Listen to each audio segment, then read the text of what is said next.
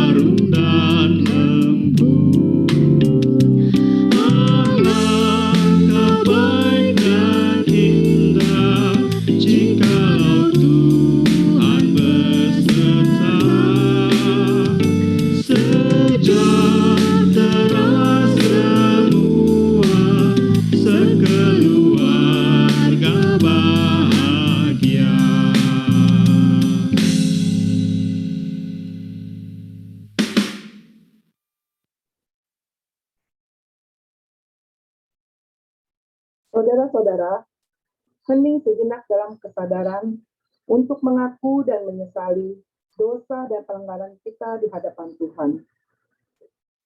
Hari ini ketika kita mengawali bulan keluarga, kita diajak kembali serius menata kehidupan keluarga kita.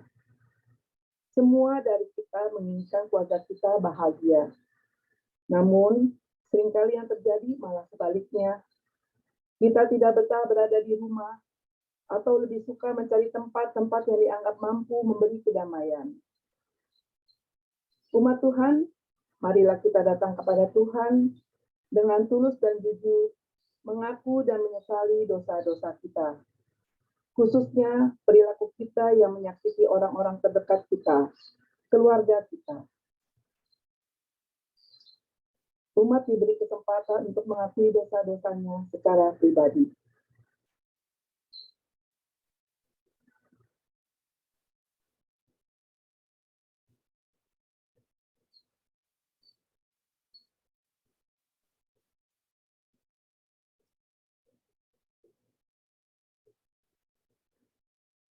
Bapa di dalam surga, inilah kami dan pengakuan dosa kami. Sebagai orang tua, kami telah lalai meneladankan iman dan cinta kasih yang benar terhadap anak-anak kami. Sebagai suami atau istri, seringkali kami egois dan hanya mau menang sendiri, sehingga hubungan rumah tangga kami menjadi tidak nyaman. Sebagai anak-anak, kami seringkali menuntut dan membangkang terhadap nasihat orang tua. Dan sebagai kakak, adik, saudara bersaudara, kami sering melukai, iri, dan mau menang sendiri. Ampunilah kami ya Bapa, seturut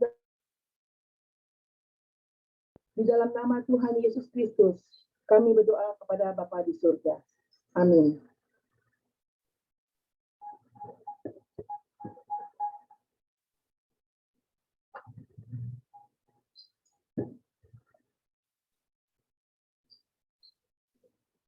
Berita anugerah. Barang siapa mengakui dosanya dengan sungguh-sungguh di hadapan Tuhan dan bertekad untuk tidak melakukan dosa yang sama, maka kepadanya diberikan berita anugerah. Yesaya 1 ayat 18. Marilah, baiklah kita berperkara. Firman Tuhan, sekalipun dosamu merah seperti kirmisi, akan menjadi putih seperti salju. Sekalipun berwarna merah seperti kain kesumba, akan menjadi putih seperti bulu domba. Demikianlah berita anugerah dari Tuhan.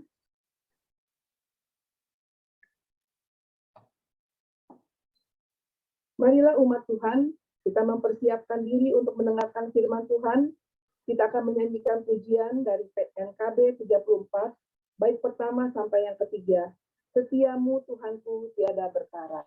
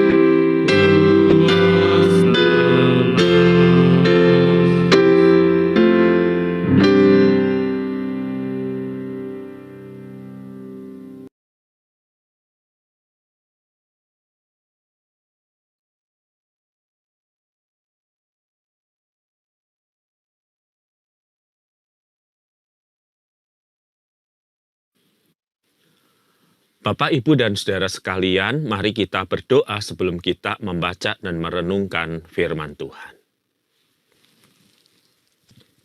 Berbicaralah dan berkata-katalah kepada kami, ya Tuhan, sebab kami telah siap untuk mendengar. Di dalam nama Kristus kami berdoa. Amin.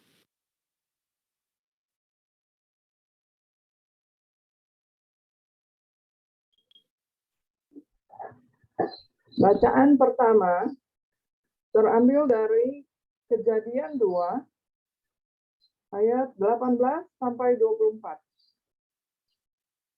Kejadian 2 ayat 18 sampai 24.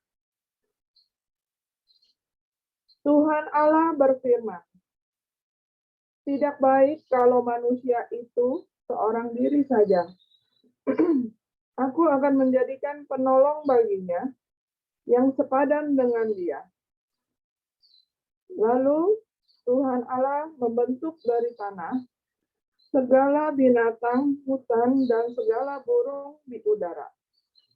Dibawanya lah semuanya kepada manusia itu untuk melihat bagaimana ia menamainya.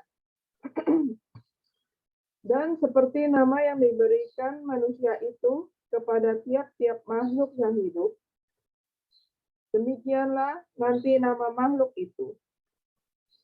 Manusia itu memberi nama kepada segala ternak, kepada burung-burung di udara, dan kepada segala binatang hutan, tetapi baginya sendiri, ia tidak menjumpai penolong yang sepadan dengan dia.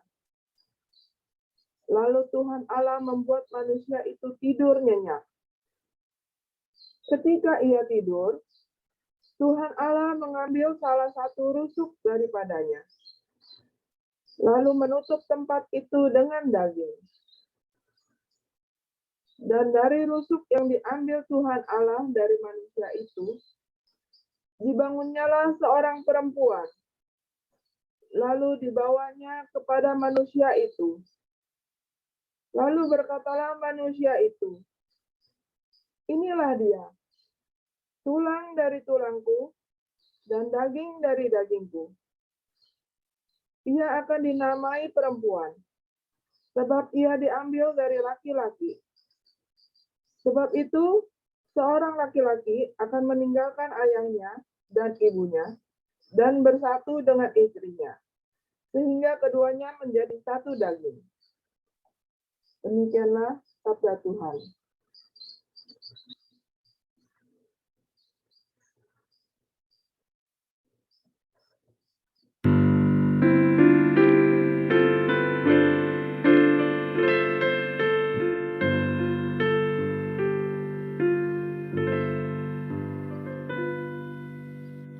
Ya Tuhan kami, betapa mulia di seluruh bumi nama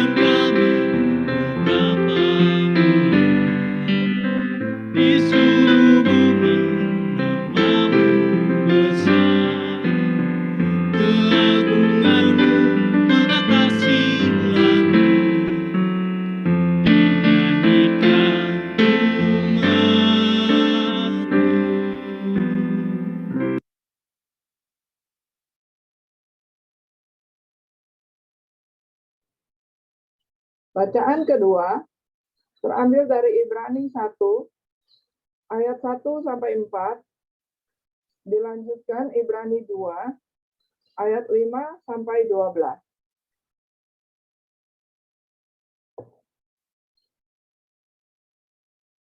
Setelah pada zaman dahulu Allah berulang kali dan dalam pelbagai cara berbicara kepada nenek moyang kita dengan perantaraan nabi-nabi, maka pada zaman akhir ini Ia telah berbicara kepada kita dengan perantaraan anaknya, yang telah Ia tetapkan sebagai yang berhak menerima segala yang ada. Oleh Dia, Allah telah menjadikan alam semesta. Ia adalah cahaya kemuliaan dan gambar wujud Allah dan menopang segala yang ada dengan firman-Nya yang penuh kekuasaan. Dan setelah Ia selesai mengadakan penyucian dosa, Ia duduk di sebelah kanan yang maha besar, di tempat yang tinggi, jauh lebih tinggi daripada malaikat-malaikat. Sama seperti nama yang dikaruniakan kepadanya, jauh lebih indah daripada nama mereka. Dilanjutkan, Ibrani 2, ayat 5 sampai 12. Sebab bukan kepada malaikat-malaikat telah Ia taklukkan dunia yang akan datang, yang kita bicarakan ini.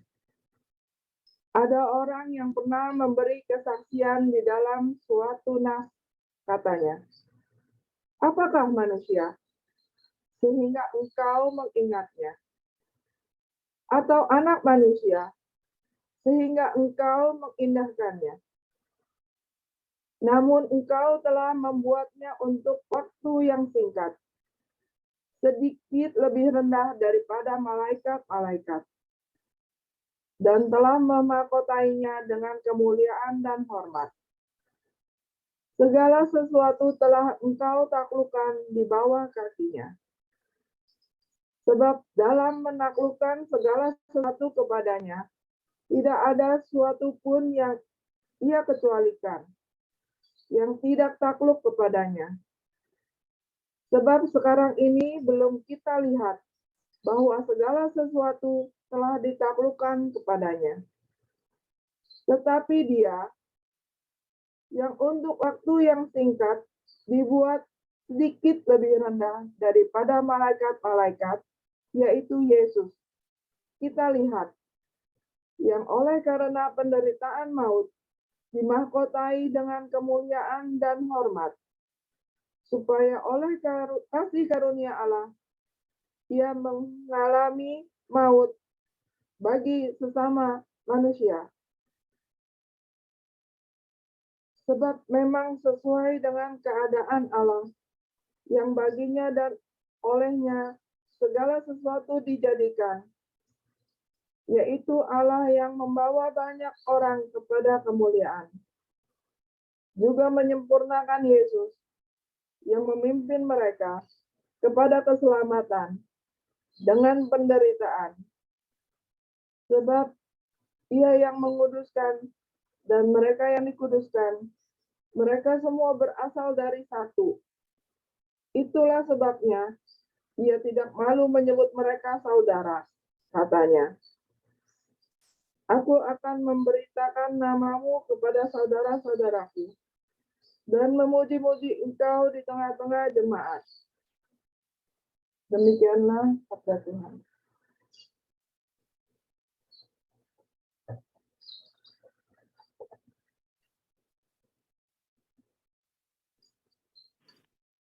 Bacaan Alkitab akan dibacakan dari Markus pasal ke-10 ayat yang kedua hingga ayat yang ke-16. Markus 10 ayat 2 hingga ayat yang ke-16. Maka datanglah orang-orang Farisi dan untuk mencobai Yesus mereka bertanya kepadanya, apakah seorang suami boleh menceraikan istrinya? Tetapi jawabnya kepada mereka, apa perintah Musa kepada kamu? Jawab mereka, Musa memberi izin untuk menceraikannya dengan membuat surat cerai. Lalu kata Yesus kepada mereka, justru karena ketegaran hatimulah, maka Musa menuliskan perintah ini untuk kamu. Sebab pada awal dunia Allah menjadikan mereka laki-laki dan perempuan. Sebab itu laki-laki akan meninggalkan ayahnya dan ibunya dan bersatu dengan istrinya. Sehingga keduanya itu menjadi satu daging. Demikianlah mereka bukan lagi dua, melainkan satu. Karena itu apa yang telah dipersatukan Allah tidak boleh diceraikan manusia. Ketika mereka sudah di rumah, murid-murid itu bertanya pula kepada Yesus tentang hal itu. Lalu katanya kepada mereka, barang siapa menceraikan istrinya lalu kawin dengan perempuan lain, ia hidup dalam perzinahan terhadap istrinya itu. Dan jika si istri menceraikan suaminya dan kawin dengan laki-laki lain, ia berbuat zina. Lalu orang membawa anak-anak kecil kepada Yesus supaya ia menjamah mereka. Akan tetapi murid-muridnya memarahi orang-orang itu. Ketika Yesus melihat hal itu, ia marah dan berkata kepada mereka, biarlah anak-anak itu datang kepadaku, jangan menghalang-halangi mereka, sebab orang-orang yang seperti itulah yang empunya kerajaan surga. Aku berkata kepadamu, sesungguhnya barang siapa tidak menyambut kerajaan Allah, seperti seorang anak kecil, ia tidak akan masuk ke dalamnya. Lalu ia memeluk anak-anak itu dan sambil meletakkan tangannya atas mereka, ia memberkati mereka. Berbahagialah kita, saudara-saudara, yang mendengarkan firman Tuhan dan berjuang untuk melakukannya.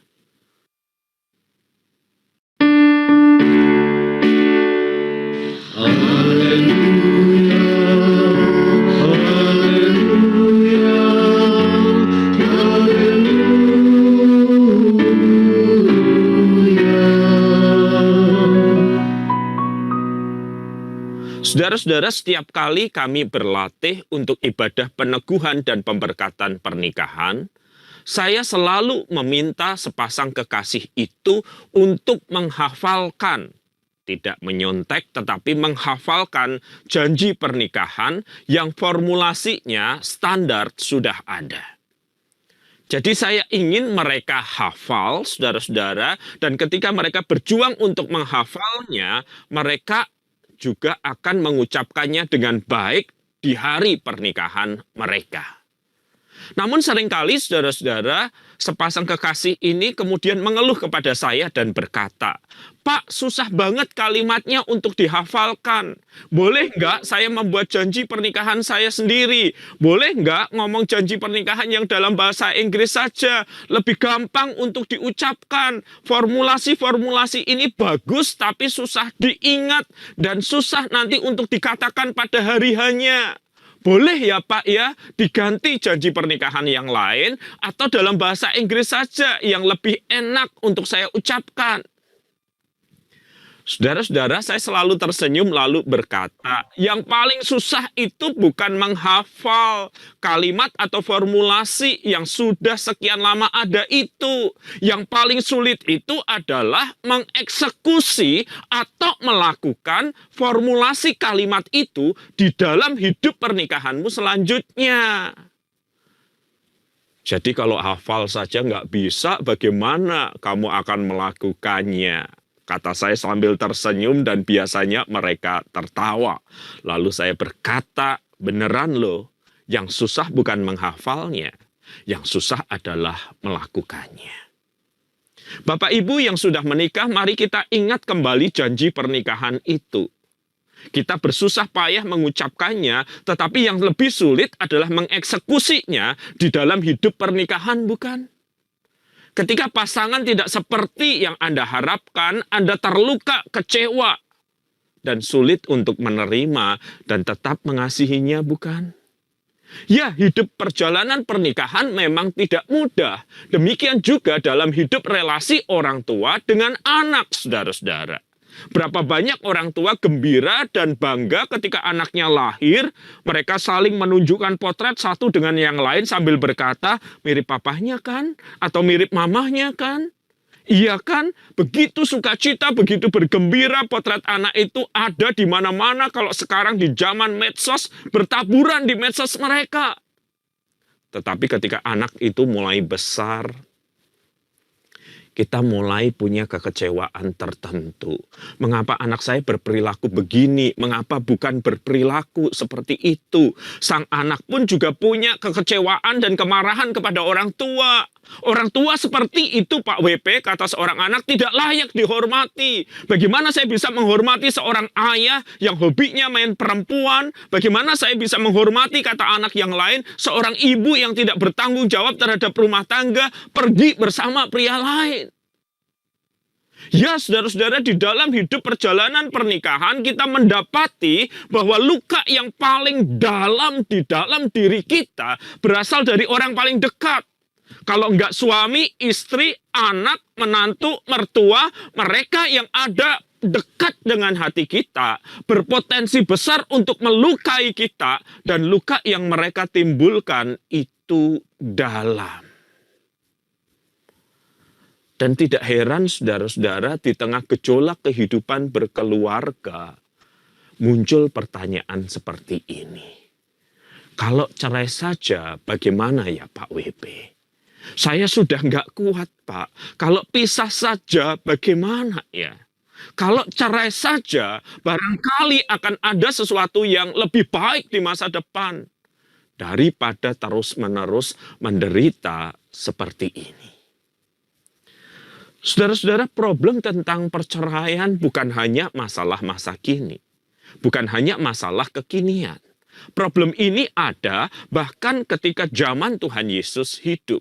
Problem ini ada bahkan ketika Musa hidup dan menangani umat Israel. Dan problem ini pula, saudara-saudara, yang ditanyakan oleh orang-orang Farisi itu untuk mencobai Yesus. Pasal 10 ayat yang kedua berkata, maka datanglah orang-orang Farisi dan untuk mencobai Yesus, berarti mereka sudah tahu jawabannya, mereka hanya ingin menjebak Yesus, mereka bertanya kepadanya, apakah seorang suami diperbolehkan untuk menceraikan istrinya? Saudara-saudara, pertanyaan ini benar-benar sebuah pertanyaan untuk mencobai, untuk menjebak. Ketika mereka bertanya, boleh nggak suami menceraikan istrinya? Kalau Tuhan Yesus berkata, boleh, maka Tuhan Yesus dipandang tidak mengerti hukum Taurat itu. Tuhan Yesus dipandang tidak mengerti Taurat Musa itu. Tuhan Yesus dipandang tidak mengerti apa yang diceritakan oleh kitab Kejadian, bahwa pernikahan itu mulai dari inisiatif Allah dan bukan kehendak manusia. Jadi Allah yang mempersatukan suami dan istri ini. Kalau Tuhan Yesus berkata boleh, dia akan menimbulkan amarah bagi orang-orang tertentu karena Tuhan Yesus dipandang tidak menghargai sakralitas pernikahan itu.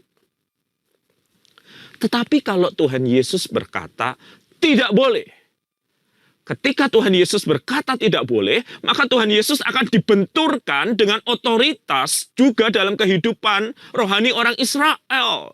Yaitu Musa yang dalam perjalanan pelayanannya bagi orang Israel mengizinkan perceraian itu sepanjang memberikan surat cerai itu. Jadi mereka bertanya bukan karena mereka tidak tahu boleh atau tidak suami menceraikan istrinya. Mereka menggunakan isu ini untuk menjebak Tuhan Yesus. Tuhan Yesus berkata boleh, maka dia tidak menghargai sakralitas pernikahan. Tuhan Yesus berkata tidak boleh, maka dia akan dibenturkan dengan otoritas lain, yaitu Musa di dalam perjalanan hidup orang Israel. Serba salah bukan? Serba susah bukan? Tetapi Tuhan Yesus menjawab dengan sangat baik pertanyaan mereka. Dalam pasal 10 ayat yang ketiga, tetapi jawabnya kepada mereka, apa perintah Musa kepadamu? Dan di dalam ayat yang keempat dikatakan, jawab mereka, Musa memberi izin untuk menceraikannya dengan membuat surat cerai. Lalu Tuhan Yesus menegaskan, justru karena ketegaran hatimu lah, maka Musa menuliskan perintah ini untuk kamu. Dan kemudian Tuhan Yesus menegaskan dan menjawab bahwa rancangan Allah sejak semula bukanlah perceraian itu. Tetapi karena kekerasan hati umat Allah, maka mereka menjadi begitu mudah menceraikan istrinya. Pria yang merasa punya kekuatan, punya kuasa, punya uang, dengan mudah, dengan lisan menceraikan istrinya hanya karena 1-2 perbuatan istri yang tidak menyenangkan hatinya. Dan untuk mencegah hal ini dengan mudah terjadi, maka Musa mengizinkan perceraian itu dengan membuat surat cerai, alias Musa ingin menghambat agar perceraian itu tidak mudah terjadi cukup dengan lisan, tetapi harus membuat surat cerai.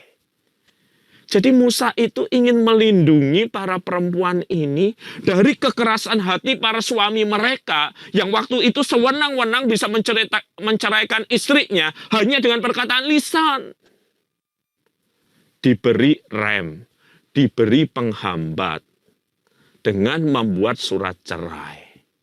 Di sisi yang lain, ini juga supaya status perempuan pada waktu itu jelas. Sebab ketika waktu itu mereka diceraikan, maka mereka tidak punya apa-apa. Maka masa depan mereka suram. Maka mereka ragu untuk menikah lagi. Karena barangkali orang mendengar kabar bahwa ini kan masih istrinya si itu.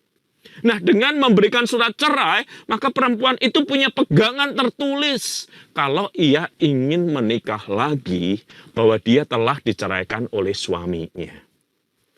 Jadi lihat saudara-saudara, yang Musa lakukan adalah menghambat agar perceraian tidak mudah terjadi. Karena orang Israel, para pria, para suami itu begitu bersikeras menghendaki perceraian. Tetapi upaya Musa untuk menghambat ini malah dilihat sebagai sebuah celah di mana mereka bisa menceraikan istrinya. Maka Tuhan Yesus kemudian melanjutkan dengan menegaskan di ayat yang ke-6, sebab pada awal dunia Allah menjadikan mereka laki-laki dan perempuan. Sebab itu laki-laki akan meninggalkan ayah dan ibunya dan bersatu dengan istrinya. Sehingga keduanya itu menjadi satu daging. Demikianlah mereka bukan lagi dua, melainkan satu.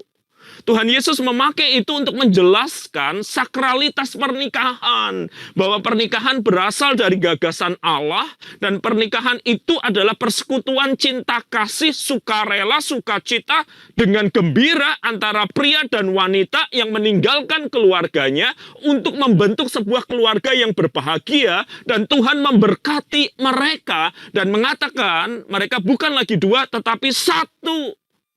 Dan apa yang sudah disatukan Allah tidak boleh diceraikan manusia. Tetapi dalam perjalanan sejarah, apa yang terjadi dengan orang Israel juga terjadi terus-menerus. Yaitu pria dan wanita yang karena hatinya sudah keras, yang karena ada keinginan tertentu, yang karena ada luka tertentu, yang karena ada marah tertentu, kemudian memutuskan untuk menceraikan suami atau istrinya. Dan perceraian selalu menimbulkan luka yang baru bukan. Oleh karena itu, saudara-saudara, penulis Injil meneruskan kisah ini. Membandingkan antara hati pria dan wanita yang begitu keras, begitu tegas, ingin menghendaki perceraian. Tidak lagi peduli dengan kehendak Allah, hanya peduli dengan dirinya sendiri. Dengan kisah tentang anak-anak kecil yang dibawa orang tuanya untuk mendapatkan berkat dari Yesus. Dan Tuhan Yesus berkata, anak-anak seperti inilah yang empunya kerajaan surga. Anak-anak seperti inilah yang merindukan pemerintahan Allah di dalam hatinya. Bukan seperti orang-orang dewasa, orang tua mereka, yang hatinya menjadi begitu keras dan menolak pemerintahan Allah itu, sehingga menolak untuk hidup menurut kehendak Allah dan mengikuti dirinya sendiri. Gambaran anak-anak yang datang memohon berkat kepada Kristus menjadi gambaran yang kontras. Orang-orang seperti inilah, seperti anak-anak inilah yang menjadi warga kerajaan Allah. Tunduk dalam pemerintahan Allah dan bukan mengikuti kekerasan hatinya sendiri. Saudara-saudara, salah satu problem di dalam pernikahan Kristen adalah ketika orang memilih untuk mengikuti dirinya sendiri, berpusat pada diri, dan bukan pada kehendak Allah, bukan. Tidak seperti anak kecil yang mengizinkan sabda Allah itu menguasai dan memerintah hatinya, karena dia mengarahkan diri kepada Kristus dan memohon berkat-Nya. Orang dewasa bisa mengeraskan hati, saudara-saudara, dan menolak untuk hidup sesuai dengan standar Kristus. Dan kalau orang sudah hidup mengikuti standarnya sendiri, maka dia akan melukai suami atau istri atau anak-anak atau mertua atau menantu atau orang-orang terdekat yang ada. Kita melukai orang-orang terdekat itu ketika hidup kita tidak dituntun oleh nilai-nilai kerajaan Allah, tetapi hidup kita dituntun oleh diri kita sendiri. Saudara-saudara, beberapa tahun sebelum pandemi, saya dan anak saya harus mengungsi ke sebuah hotel karena anak saya yang lain waktu itu terkena penyakit tertentu yang menular. Jadi saya dan anak saya mengungsi di sebuah hotel. Ketika kami tinggal di hotel itu, saudara-saudara, kami melihat ada orang yang saya kenal sebagai juga orang Kristen. Kenapa ya kok dia juga tinggal di sini? Apakah seperti kami ada anggota keluarga yang sakit sehingga ibu dan anak-anaknya juga mengungsi di hotel? Karena itu dalam sebuah perjumpaan di makan pagi saya menyapanya. Dan bersyukur beliau mengenali saya dan saya segera bertanya, kenapa ibu tinggal di hotel ini? Dia menjawab balik dan bertanya, "Lu Pak WP sendiri kenapa coba?" Saya bilang ada anggota keluarga saya yang sakit sehingga saya dan anak saya mengungsi. Lah kalau ibu kenapa? Lalu dia nunduk. Ia mulai terisak-isak. Lalu tangis itu pecah. Saya sodorkan tisu dan si ibu mengambil tisu itu. Dan dia berkata kepada anak-anaknya yang di sebelahnya, silahkan main di depan. Ibu mau bicara sama Bapak Pendeta. Anak-anaknya mengajak anak saya, mereka main ke depan, saudara-saudara, dan si ibu berkata, kemarin tiba-tiba debt collector itu datang, menyatakan bahwa suaminya punya hutang sekian, dan beberapa barang dan juga rumah disita dan disegel, dan dia sangat ketakutan. Dia diminta menunjukkan suaminya di mana. Dia sendiri berkata bahwa suaminya sudah meninggalkan rumah 1 tahun. Jarang sekali berkomunikasi. Dia dianggap bohong, tapi dia berkata memang demikian adanya. Dan si ibu kemudian berkata, saya nggak bisa lagi tinggal di tempat saya, Pak WP. Saya takut dengan mereka. Saya mau lapor polisi, saya tahu urusannya jadi panjang. Dan sepertinya memang suami saya berhutang kepada mereka. Tapi suami saya juga nggak bisa saya hubungi. Saya lari ke hotel ini karena selain cukup murah, saya juga butuh waktu untuk mikir, ini terus saya mau gimana? Suami nggak bisa dihubungi. Anak-anak ini nanti besarnya bagaimana? Saya nggak punya pekerjaan lagi setelah menikah dan punya anak-anak ini. Saudara lihat, gara-gara keakuan, egoisme seorang laki-laki, seorang ayah, istri dan anak-anak kesusahan. Ketika seorang pria, ketika seorang wanita di dalam pernikahan dan keluarga memutuskan untuk hidup sesukanya saja, pasti ada anggota keluarga yang harus membayar harga, menderita karena apa yang ia lakukan. 2-3 hari dia tinggal di situ, demikian juga dengan saya. Dan di dalam pertemuan terakhir sebelum kami check out, saya mendoakan si ibu supaya Tuhan membuka jalan. Dan saudara-saudara, pada masa pandemi ketika saya berkunjung kembali ke hotel itu, betapa terkejutnya saya menemukan si ibu bekerja di hotel itu. Dia masih mengenali saya lalu berkata, Pak WP ingat kan bertahun yang lalu kita berjumpa di sini. Saya cerita tentang suami saya yang hilang, tentang ketakutan saya akan masa depan, tentang sakit dan luka hati saya. Tetapi Pak WP, Tuhan tidak pernah meninggalkan saya. Setelah Pak WP check out dari hotel, setelah saya mengurus proses check out juga, saya kok ya ketemu teman lama saya, Pak WP. Ringkasnya, teman lama ini adalah manajer hotel itu. Dan saya cerita pergumulan saya. Dan kemudian dia memberi saya pekerjaan. Dan bukan saja pekerjaan, karena dia tahu saya tidak punya tempat tinggal. Ada satu mes karyawan yang biasa digunakan, saya dan anak saya boleh tinggal di situ. Dan inilah saya di sini, Pak WP. Anak-anak sekolah dengan baik, walaupun ayah mereka tidak pernah kembali lagi.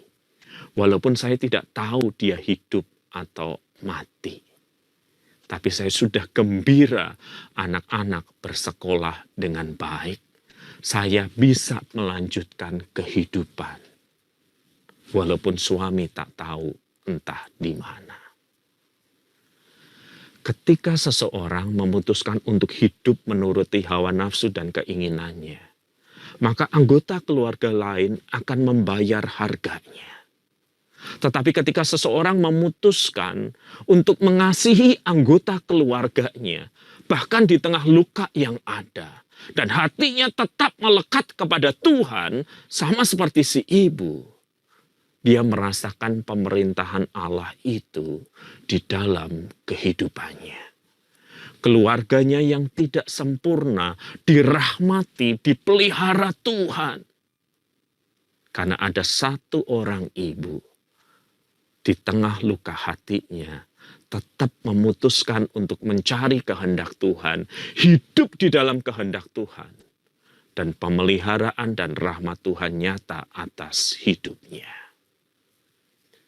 Saudara, kita bisa menjadi kecewa dan marah dengan suami, dengan istri, dengan mertua, dengan menantu, dengan anak-anak. Kita bisa menjadi kecewa dan melukai mereka. Tetapi pikirkan, ketika kita melukai mereka, apa yang kita dapatkan? Barangkali rasa puas sesaat, tetapi diganjar dengan luka dan sakit hati yang berkepanjangan. Mengapa tidak menyingkirkan egoisme kita dan membiarkan kehendak Tuhan bertahta? Walaupun suami melukai, walaupun istri mengecewakan, walaupun anak melukai, walaupun mertua atau menantu tak seperti harapan, tetaplah bersikap seperti Kristus. Mengampuni mereka. Karena kita tahu mereka tidak tahu apa yang mereka perbuat. Mereka kehilangan kendali karena hal tertentu. Sebab ketika egoisme manusia bertemu dengan egoisme manusia yang lain, maka ledakan konflik akan menghancurkan semuanya. Tetapi ketika egoisme manusia, ketika nafsu manusia, ketika kemarahan manusia tertumpah dan direspons dengan kasih dan kebenaran, seperti yang Kristus ajarkan, maka kita akan melihat bagaimana kuasa kasih Kristus itu mengubah kehidupan kita. Kiranya Tuhan menolong kita untuk terus mengandalkan perintah dan kehendak-Nya, dan bukan hawa nafsu kita. Dan kita akan merasakan rahmat dan pemeliharaannya dalam hidup sesehari. Mari kita berdoa. Tuhan, pimpinlah kami agar kami bisa menjalani kehidupan seturut dengan kehendak-Mu. Seperti anak-anak yang datang dan berserah memohon supaya Kristus memberkati. Dan bukan seperti orang dewasa yang karena kekerasan hatinya menuntut perceraian dari pasangannya. Kami mohon berkat-Mu bagi siapapun kami, apapun kondisi kami. biarlah kehadiran Kristus dan rahmat-Nya nyata melalui kami. Amin.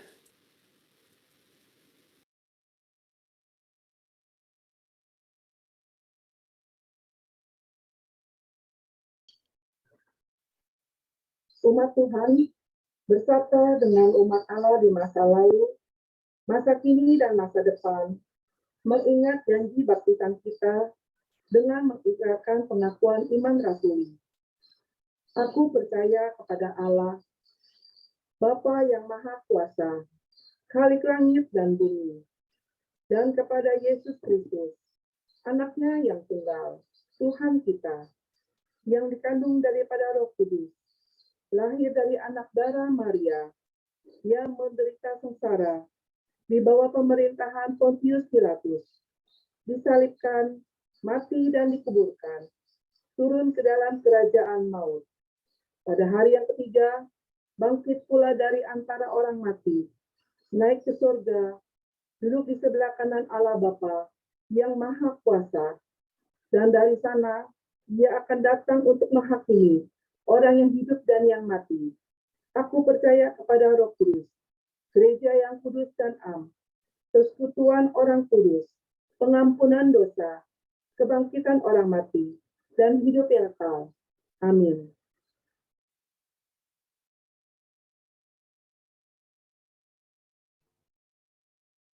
Mari kita satukan hati di dalam doa.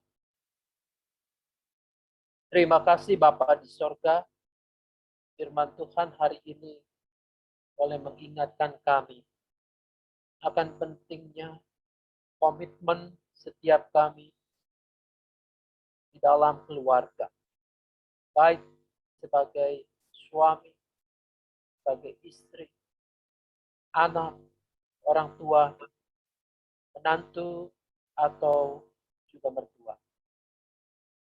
Biarlah ya Bapa, ketika kami merindukan keluarga kami dirahmati oleh Engkau, kami pun berupaya untuk menaklukkan egosentrisme, egoisme kami di dalam kehendak Tuhan. Secara khusus kami berdoa untuk keluarga-keluarga yang mungkin sampai hari ini merindukan keluarga yang harmonis, keluarga yang penuh kasih mesra, keluarga yang sedang menghadapi masalah-masalah rumit. Tuhan kiranya tolong, Kau hadir, Kau menundukkan setiap kekerasan hati kami. Kau memberikan kepada setiap keluarga-keluarga kami kedamaian. Kau memberikan sukacita, sehingga keluarga-keluarga kami boleh menjadi teladan, menyalurkan berkat Tuhan bagi yang lain. Kami berdoa untuk setiap keluarga kami yang pada saat ini, dalam masa pandemi ini, sedang dalam kekurangan keuangan, ekonomi. Tuhan, biarlah Engkau yang memberikan jalan keluar yang terbaik. Kami dapat melihat peluang-peluang yang Tuhan berikan kepada setiap kami. Kami juga berdoa untuk setiap anggota-anggota keluarga kami yang pada saat ini mengalami kerentanan tubuh oleh karena sakit, oleh karena usia yang lanjut. Jadikanlah setiap kami bersedia untuk melayani, untuk menopang, untuk menguatkan, dan kami bersama-sama menghadapinya. Tuhan, pulihkanlah keluarga-keluarga kami. Sembuhkanlah kami semua. Kami juga berdoa untuk pembukaan bulan keluarga pada saat ini. Tuhan juga yang menolong, sehingga gerejamu dapat terus memperhatikan kehidupan keluarga-keluarga kami. Melalui program-program yang dirancangkan oleh gerejamu, Tuhan yang menolong. Kami juga berdoa untuk kesiapan-kesiapan menata kembali kehidupan ibadah Tuhan yang tolong berikan hikmat. Jagai kami ya Bapa, supaya ketika kami melakukannya, kami melakukan dengan sungguh-sungguh menjaga protokol kesehatan. Dan kami juga dapat memperhatikan satu dengan yang lainnya. Kami bersyukur oleh karena Tuhan juga selalu menyertai gereja kami. Engkau yang mencukupkan segala sesuatu. Ke depan kami tetap berharap Tuhanlah yang menolong. Demikian pula dengan bangsa dan negara kami. Kami serahkan ke dalam tangan kasih Bapa.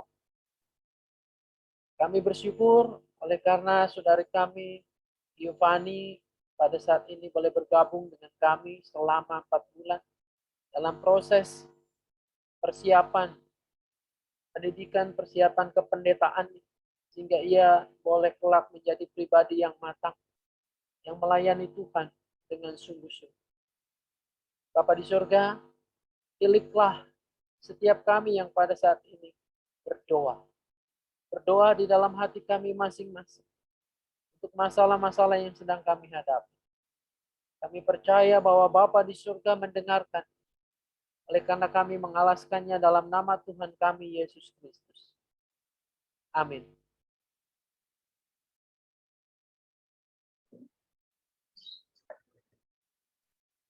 Marilah kita menyiapkan persembahan kita. Firman Tuhan dalam Esra 2 ayat 68-69. Beberapa kepala kaum keluarga tatkala datang ke rumah Tuhan yang di Yerusalem mempersembahkan persembahan sukarela guna pembangunan rumah Allah. Dengan landasan firman Tuhan ini, marilah kita membawa persembahan sebagai ungkapan syukur kita kepada Tuhan dan wujud nyata dalam berpartisipasi membangun rumah Tuhan dan menunjang pekerjaan Tuhan khususnya di GKI Mangga Besar. Penyerahan persembahan dapat dilakukan dengan cara transfer ke rekening BCA GKI Mangga Besar nomor 6840299340 atau saudara dapat memasukkannya dalam amplop, disimpan dalam sebuah tempat dan nanti ketika kita sudah beribadah di gereja dapat diserahkan ke gereja. Mengiringi persembahan, marilah kita menyanyikan pujian dari NKB 208, baik pertama sampai yang ketiga, tabur waktu pagi.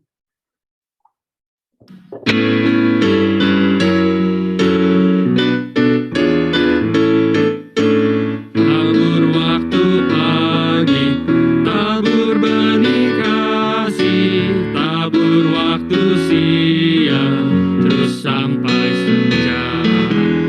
Nantikan tuaian pada musim panen, kita akan bersuka bawa berkasnya.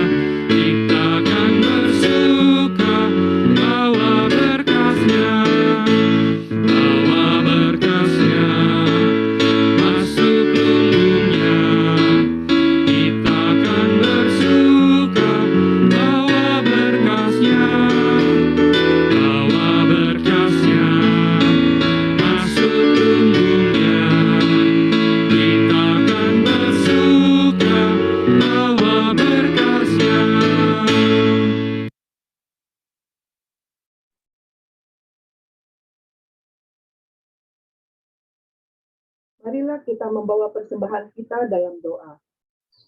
Bapa di dalam surga, firman-Mu dalam pengantar kami memberi persembahan mengajarkan bahwa setiap kaum keluarga berpartisipasi aktif dalam pembangunan rumah Tuhan. Kini, ajar juga setiap keluarga kami untuk dapat dengan sukacita mendukung pekerjaan Tuhan di gereja kami. Kami menyadari ketika kami dan keluarga kami mampu memberikan persembahan, itu pun berasal dari Engkau yang merahmati keluarga kami. Ajarlah kami dan keluarga kami untuk selalu bersyukur kepadamu. Kuduskan dan pakailah seturut dengan kehendak-Mu. Beri hikmat dan tanggung jawab kepada majelis jemaat yang dipercaya untuk mengelolanya, agar dapat melanjutkan karya-Mu di GKI Mangga Besar. Di dalam nama Tuhan Yesus kami bersyukur kepada Bapa di surga. Amin. Bapak, kita akan mempersiapkan diri dalam sakramen perjamuan kudus. Perjamuan kudus kali ini adalah dalam rangka perjamuan kudus Eucharistia dan juga perjamuan kudus yang memasuki bulan keluarga. Pada saat ini kita menggunakan istilah perjamuan kudus partisipatif. Saya mengingatkan kembali perjamuan kudus partisipatif ini meskipun sudah beberapa kali kita melakukan. Supaya dalam kesadaran itu kita menyadari bahwa ini bukan sekedar online, bukan sekedar tontonan saja, tapi partisipatif artinya melibatkan kita semua. Hal ini disebabkan karena perjamuan kudus ini pada dasarnya dilaksanakan seharusnya itu tatap muka on-site dengan kehadiran umat secara fisik di gedung gereja. Namun demikian, gereja juga menyadari bahwa situasi pandemi COVID-19 ini belum sepenuhnya usai dan masih ada kemungkinan orang bisa tertular. Maka gereja berupaya menjangkau umat yang tidak dapat hadir kita semua ini untuk turut berpartisipasi di tengah-tengah keterbatasan yang muncul.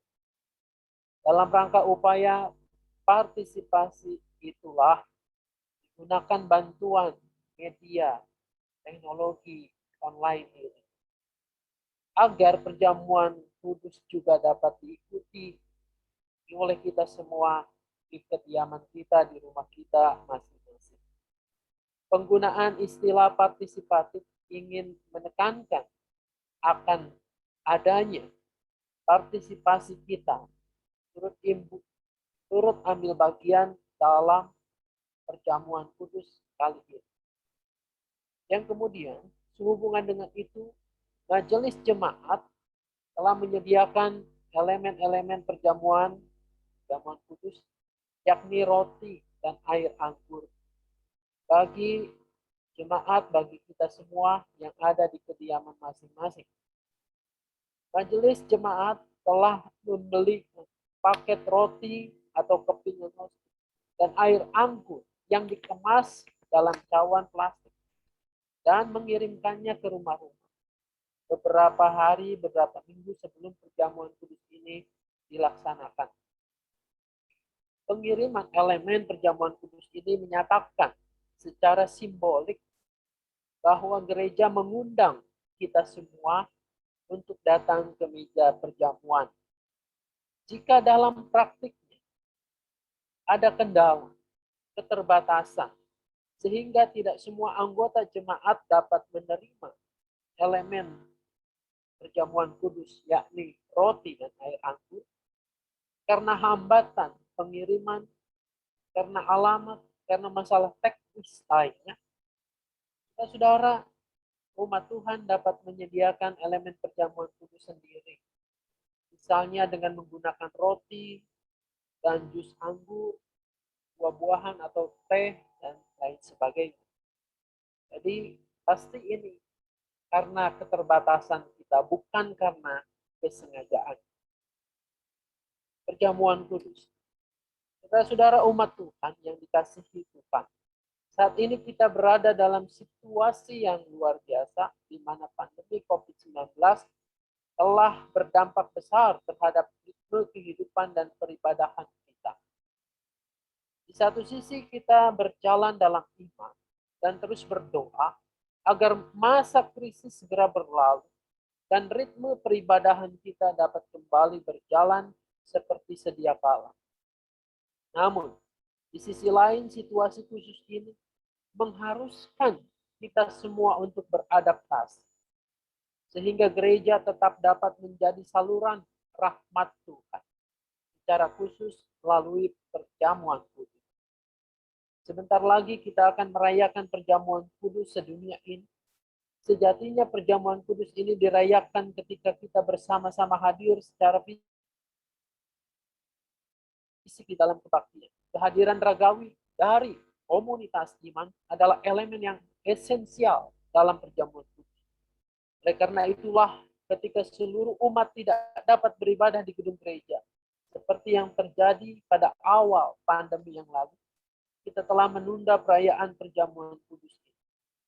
Saudara-saudara, karena umat adalah tubuh Kristus yang satu, perjamuan kudus yang akan kita rayakan sebentar lagi harus juga menjangkau sebanyak mungkin anggota jemaat kita di rumah masing-masing.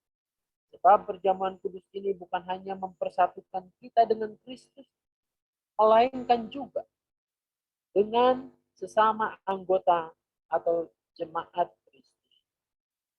Oleh karena itu, hari ini kita akan merayakan perjamuan kudus partisipatif, di mana setiap anggota jemaat di rumah masing-masing menyiapkan diri lewat perantaraan atau media komunikasi daring ini. Roti dan air anggur yang telah dibagikan ke rumah-rumah anggota jemaat yang ikut beribadah dari rumah pada saat ini sebagai wujud undangan untuk datang ke meja perjamuan kudus Tuhan. Saudara yang dikasihi dan mengasihi Tuhan, maka sebagai teknisnya pada saat ini saya mengingatkan kembali, ketika di rumah saudara-saudara ada 2 atau lebih anggota keluarga yang akan merayakan perjamuan kudus, sebaiknya nanti yang akan membagi-bagikannya adalah orang tua, ibu atau bapak yang ada di rumah masing-masing. Marilah kita mengarahkan hati kita kepada Tuhan. Marilah kita bersyukur kepada Tuhan Allah kita. Saudara, kita memasuki privasi dan Sanctus Benedictus. Ya Allah pencipta kami bersyukur kepadamu, sebab Engkaulah yang memberi kami nafas kehidupan. Engkau menyertai kami di sepanjang jalan kehidupan kami. Pada saat kami tersesat, terjatuh, dan gagal, tak henti-hentinya Engkau merengkuh kami kembali. Engkau menyediakan pemulihan, pengampunan, dan pembaruan kehidupan. Ketika air bah datang, Engkau menyediakan bah terang. Ketika kegelapan datang, Engkau menyediakan tiang api. Ketika wabah penyakit datang, Engkau menyediakan keselamatan. Ketika kesesakan datang, Engkau menyediakan kelegaan. Hari demi hari, kasih setiamu tetap nyata di dalam kehidupan kami. Maka bersama umat-Mu di seluruh muka bumi ini, kemuliaan-Mu kami agungkan dalam paduan suara bersama para malaikat yang tak henti-hentinya menyanyi.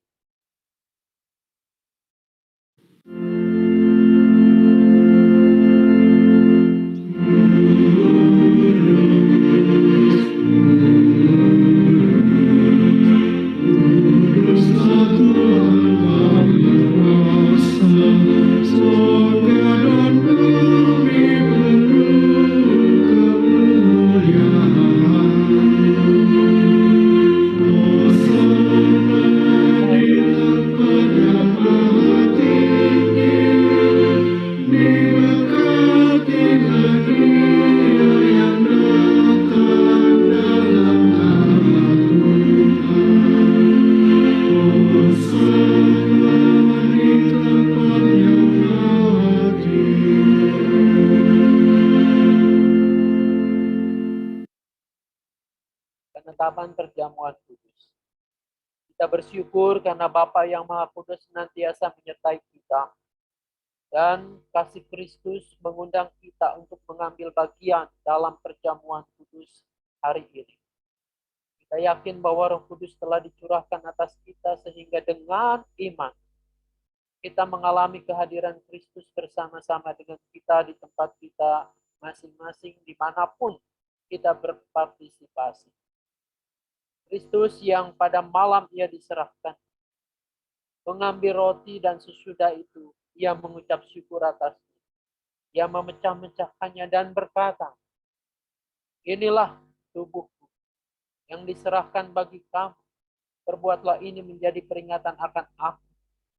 Kristus yang juga mengambil cawan sesudah makan, lalu berkata, "Cawan ini adalah perjanjian baru yang dimeteraikan oleh darahku. Perbuatlah ini setiap kali kamu meminumnya menjadi peringatan akan aku." Peringatan akan Kristus. Saat ini kita hadir dalam peristiwa karya kasih Allah yang menyelamatkan dunia ini.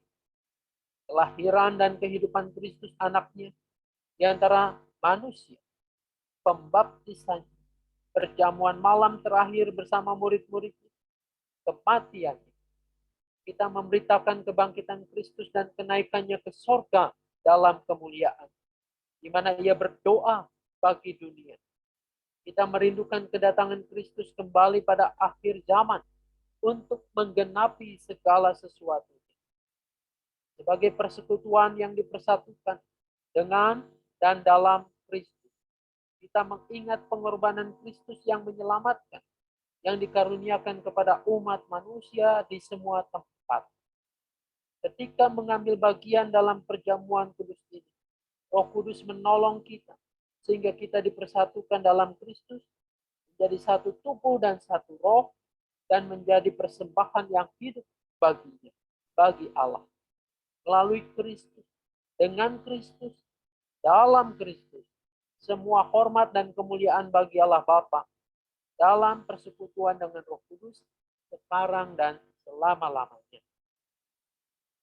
Dan saudara, marilah kita naikkan doa Bapa kami, doa yang diajarkan oleh Tuhan Yesus kepada murid-muridnya dan kepada kita juga. Mari kita berdoa.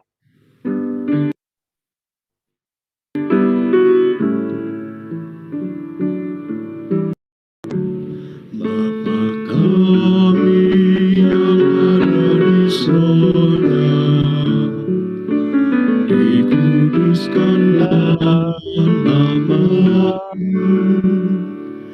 datanglah kerajaan-Mu, jadilah kehendak-Mu di bumi seperti di sorga. Beri kami hari ini makanan yang secukupnya. Ampuni salah kami seperti kami ampuni yang bersalah pada kami. Jangan bawa kami ke dalam pencobaan, melainkan lepaskan kami dari yang jahat. Sebab Kaulah yang punya kerajaan dan kuasa dan kemuliaan sampai selama-lamanya. Amin. Amin.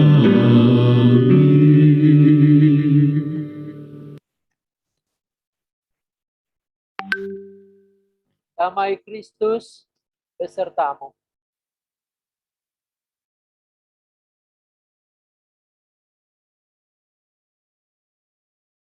Saudara,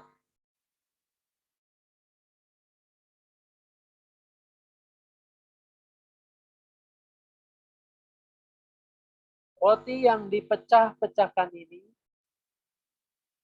adalah persekutuan kita dengan tubuh Kristus.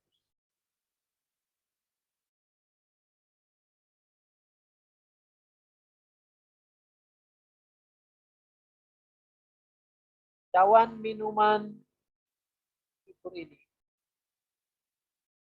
adalah persekutuan kita dengan darah Kristus. Saudara, silahkan membagikan di rumah masing-masing dan kita mempersiapkan untuk bersama-sama makan roti dan minum air anggur. Ingat dan percayalah bahwa tubuh Tuhan kita Yesus Kristus telah diserahkan bagi keselamatan dunia, bagi Anda dan saya.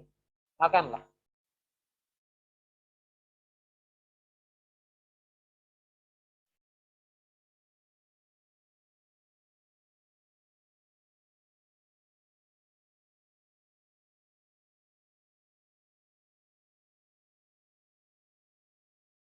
Ingat dan percayalah bahwa darah Tuhan kita Yesus Kristus telah dicurahkan untuk keselamatan dunia, termasuk di dalamnya keselamatan Anda dan saya. Minumlah.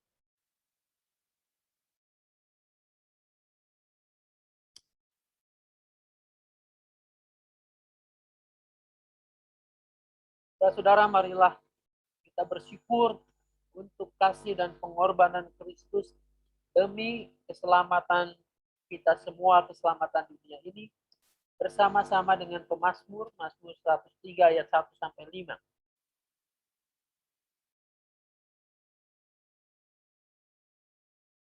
Pujilah Tuhan, hai jiwaku, pujilah namanya yang kudus, hai segenap batinku. Pujilah Tuhan, hai jiwaku, dan janganlah melupakan segala kebaikannya. Dia yang mengampuni segala kesalahanmu, yang menyembuhkan segala penyakitmu.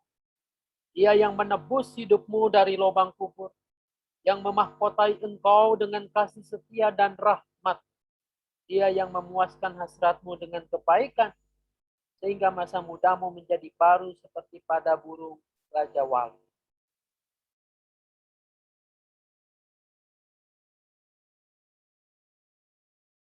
Saudara-saudara, meski keluarga kita bukanlah keluarga yang sempurna, namun Tuhan ingin keluarga-keluarga kita menghadirkan rahmat-Nya, sehingga keluarga kita dapat menjadi berkat bagi orang lain.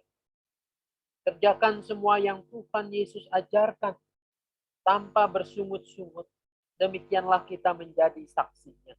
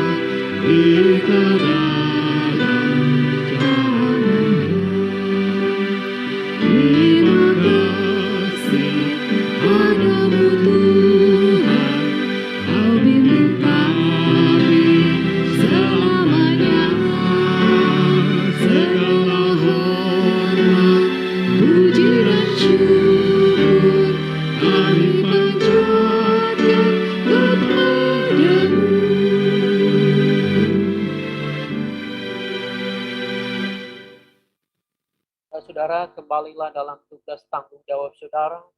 Sayangilah keluarga saudara masing-masing dan terimalah berkat Tuhan. Tuhan memberkati engkau dan melindungi engkau. Tuhan menyinari engkau dengan wajah-Nya dan memberi engkau kasih karunia. Tuhan menghadapkan wajah-Nya dan memberi engkau kasih karunia. Tuhan menghadapkan wajah-Nya kepadamu dan memberi engkau damai sejahtera.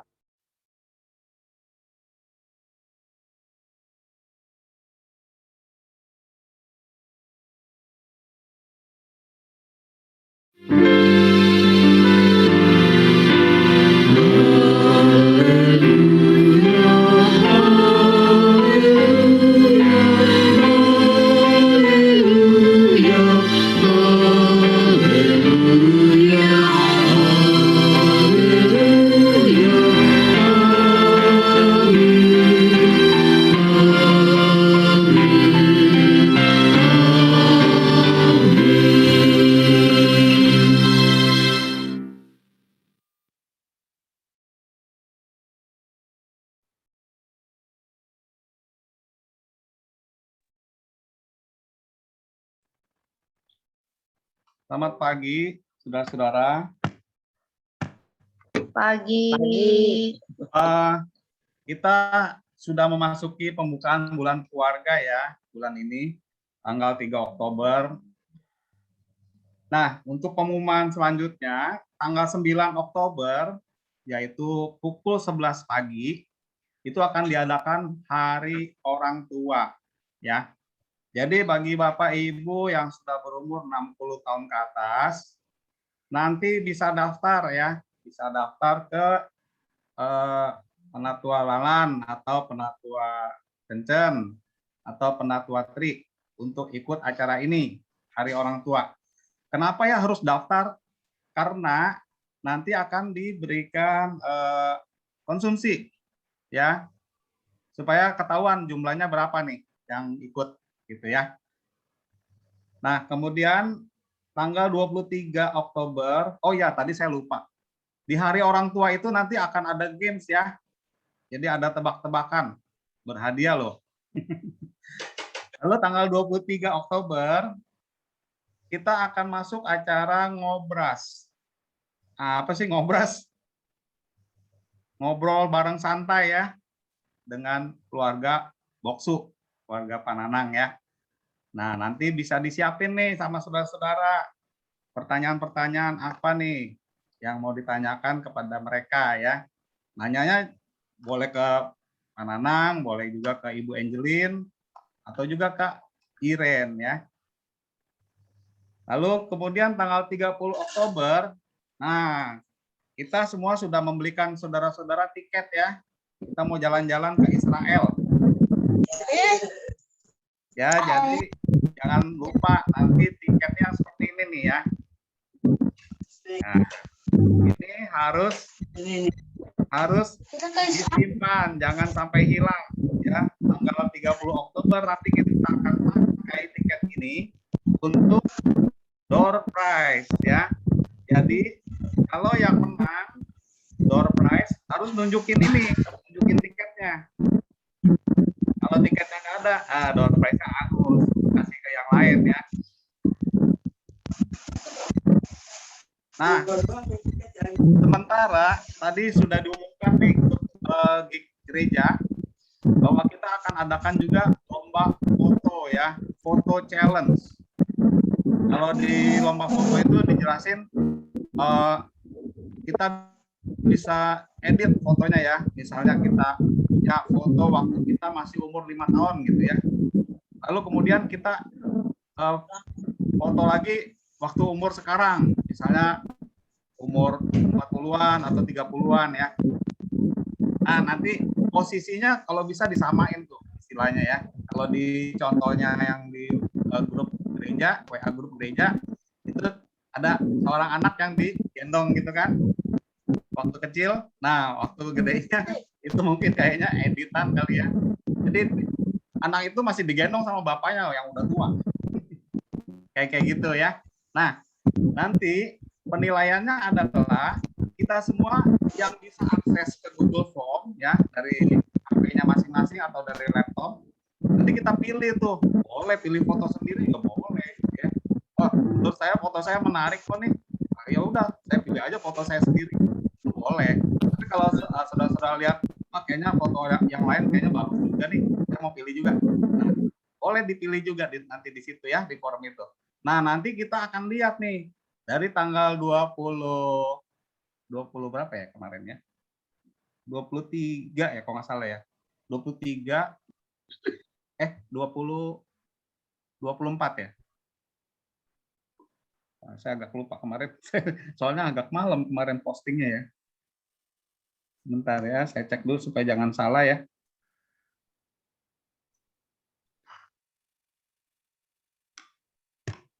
Oke, nah ini dia.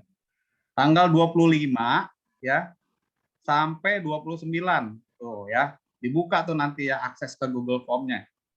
Nanti panitia akan mengumumkan di tanggal 30 Oktober ya. Siapa yang menang berdasarkan itu tadi. Kalau misalkan saya pilihnya misalnya fotonya Pak Hari gitu ya. Jadi banyak nih nilainya Pak Hari, ada 9 misalnya dari seluruh pemilih. Nah, kemudian Pak Hari yang pertama misalnya. Terus Ibu siapa nih? Ibu Hana misalnya ya, Ci Uyen ya. Jadi punya pemilih banyak misalnya 7 gitu ya. Nah, nanti yang Pak Hari jadi juara satunya. Lalu kemudian Ibu Hana atau Ci Uyen itu jadi juara 2. Hadiahnya menarik loh, Saudara. Hadiah pertama itu 250.000 ya, berupa saldo. Bisa saldo OVO atau ditransfer ke BCA. Atau saldo yang lainnya lah ya, GoPay atau segala macam. Lalu kemudian hadiah yang kedua tadi kan 250.000. Nah, hadiah yang kedua 150.000. Nah, hadiah yang ketiga 100.000. Menarik ya. Oke. Jangan lupa ya, siap-siap disiapin foto-foto lama, lalu kemudian foto baru dijadiin satu, kirim ke panitia ya. Panitianya siapa nih? Bisa siapa aja ya nanti ya. Bisa ke ke Daniel ya, ke Daniel tuh ada nomornya ya di situ ya. Nomor WA-nya tuh ada ya di kemarin ya di pengumuman ya. Ke Daniel, Saudara Daniel. Paling lambat tanggal 24 Oktober ya. Jangan lupa submit fotonya tanggal 24 Oktober ke Saudara Daniel. Itu aja pengumumannya saudara-saudara. Kalau mau ngobrol boleh dilanjutkan. Selamat hari Minggu. Selamat hari Minggu semua. Tuhan Selamat hari memberkati Minggu kita. semua.